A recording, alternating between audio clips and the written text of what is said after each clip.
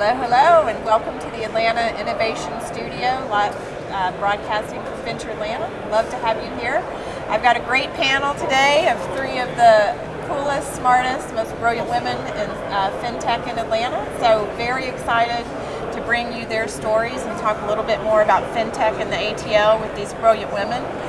We'll start with just a quick introduction down the path, and then we'll move into some discussion. So why don't you start us off? Hi there, I'm Kristin Wendel, co-founder and CEO US of Sunday, Atlanta's newest FinTech, doing restaurant payments. Fabulous, thank you. Hi, I'm Kristin Stafford. I'm co-founder of Vital4, and we are a global compliance software company supporting controls for AML KYC, FCPA due diligence, and many other legislative requirements. Hi, I'm Amy Barbieri, co-founder and president of Vital4. She just gave a quick intro, but I'd also like to add that we are fighting financial crime with AI-driven data. Very good. So love having this brilliant panel of FinTech women here. We have to give a huge shout out to Kristin, who has raised almost $135 million in the past, 4 months? 7 months. And tell us when you launched your company. Let's just have a mic drop moment. We launched in March 15th. Yes. So 7 months ago. 2021. Yeah, we launched on March 15th, so 7 months ago. Congratulations. Thank you very much. How did that journey go? Give us a quick rundown of the chaos that happened. It is definitely chaotic.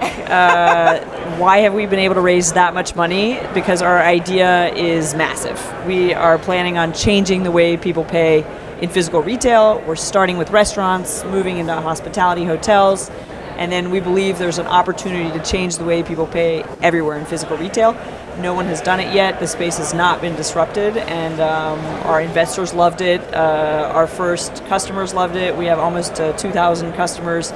Wow. Who are really excited. We have over 1.5 million users, and it's going like wildfire. So very exciting, but yes, it's intense.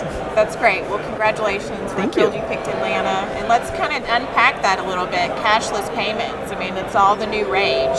So do we think we're going towards a cashless payment society? What are y'all's thoughts on that? Let's start with either Kristin or Amy from Vital4. Well, yes, I think it's been predicted here at Venture Atlanta years ago that we were going to end up being a cashless payment society, and obviously it's already happening. So I think there's a million great things that are going to happen with that, and a million great reasons to do it. I think there's a few cons, but I'm excited, and it also the technologies that we provide help bring protection for payment processors and banks who are, supporting all those payments. Talk a little bit more about kind of what distinguishes y'all's product in that space. Go ahead. Well, it's really the technology that we have built. We provide data to companies that are making very quick decisions on whether somebody should transact. Maybe it's a swipe of a credit card or an opening of a bank account. And so, our technology provides real-time data and tries to, really provide more, relevant data, less data for fintechs, banks to sort through. Than the legacy providers in the past. So that's really what separates us without going into great detail. So as far as your question about I definitely think we're going that direction. I'm already cashless myself. I rarely carry cash, but I think of a couple of things that are really good, especially that affects our industry directly, and that's kind of hindering financial crime because the criminals out there really rely heavily on cash to do their dirty deeds, and so if we move away from cash and every transaction is trackable, then it really makes it a little bit more difficult. So that's one of the things I think about. And then another thing I thought about when you said that was the con. What if the grid went down? What if the payment grid went down? We're sitting on it here in Atlanta, and so that's a little bit scary because if there's no cash and there's no way to transact, how do you buy food? How do you buy gas? Those types of things. So there's pros and cons definitely, but I think there are, like Kristin said, a little bit more pros to that. And I've seen such a shift in cashless. A lot of people aren't even taking cash anymore since COVID, which is super interesting. What about your take on a cashless society future?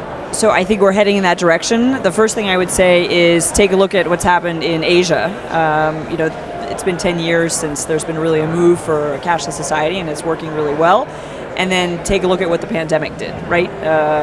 It accelerated the cashless society significantly. Apple Pay, Google Pay is going through the roof in both North America and in Europe. And we're heading in that direction. And we see it with Sunday. The whole point is people don't want to carry cash. They don't want to be touching cash. So I think we're definitely heading in that direction. And I actually see more advantages than anything. I think it's the way of the future. For sure. That's great. Well, y'all are in the right space to be sure. Now, we do a lot of work around making sure that our ecosystem is diverse and inclusive, and there is a smaller minority of women in FinTech. So how have y'all, but you've all been incredibly successful. So talk a little bit about how you found that journey. You want me to start? Sure. It's funny because I think the assumption is that it is tougher, and it may be in other areas of the country and in other regions, but here in Atlanta, we've had an amazing experience. I feel like being a women-owned FinTech company has helped boost us, and especially with the help from the Metro Atlanta Chamber, we've just been surrounded by love and support and connected with all the right people. So for us, I think we were nervous at first and worried that people might think we were somewhere to serve beer versus, being the founder of a technology company. But it has been an amazing journey, and Atlanta is definitely the place to be if you want to start a FinTech. That's great. And just to plug, Vital4 is backed by ATL company, so we're thrilled to have y'all in that program. What has your experience been? Are you from Atlanta? I am from Atlanta, born and raised. Okay. Nice. Grew up here. All of us. Wow. That's a rare Atlanta natives. And I left for 20 years and then came back because I thought this was the perfect place to start a company. And I will echo what the two of you just said. I feel like the Atlanta ecosystem has been wonderful, and frankly, I like to say that being a woman in FinTech I haven't felt like I'm any different. I love hearing that. I'm an entrepreneur building an amazing company, and I could be a man, I could be a woman, I could be anything else, and frankly, I haven't felt it. And I think Atlanta's been great for that. Absolutely. And I think it's also the direction we're going in. Maybe 10 years ago, this would have been an issue. Today, we need more women in FinTech. Yes. But certainly, I don't think being a woman has any negative impact. On the contrary, there's so much enthusiasm for women entrepreneurs right now that I actually think it's something that's helping us. That's wonderful. So why'd you pick Atlanta to start your business? Well, I grew up here, as I said. It's the story of a girl who left Atlanta, thought I would never come back, and at age 40, with my husband and 3 kids, I said, this is the town I want to start a company in, because the talent pool is awesome, because it's a great place also to hire developers, to hire salespeople. Quality of life is great. Weather's great, let's face it. Weather is great. Yes. And after 15 years in Europe, I can't tell you how nice it is to be starting a company here. It's been awesome, and maybe a last shout out to the entrepreneur community here in Atlanta. It has been amazing. I have been welcomed with open arms by so many entrepreneurs here who have been helpful, putting me in touch with people, helping me recruit. I really feel like I'm part of some large entrepreneurial family that wants to put Atlanta on the map as a place that's great for starting tech companies. And I'm becoming Atlanta's biggest ambassador because it's really true. Well, we love that, and we're glad that you're here, and looking forward to support all of y'all's businesses as we move forward. So, for those, not everyone knows what FinTech is, right? So let's talk a little bit. Why is it important for the future of the community? Why is it important for businesses across the board? And do you think that all financial institutions are going to have to eventually be a FinTech type company? Who wants to start? Amy, you want to take that one? You're deep into that. Well, deep into you talk about that a lot.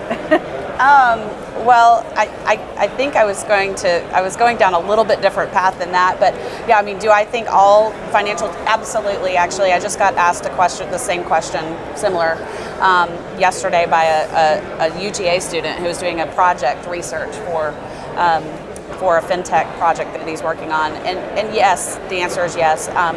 If financial institutions, the traditional ones, don't take and adopt technology, they're going to get left in the dust, and I think they know that, and I think there's a lot of regulators that are starting to push for that as well.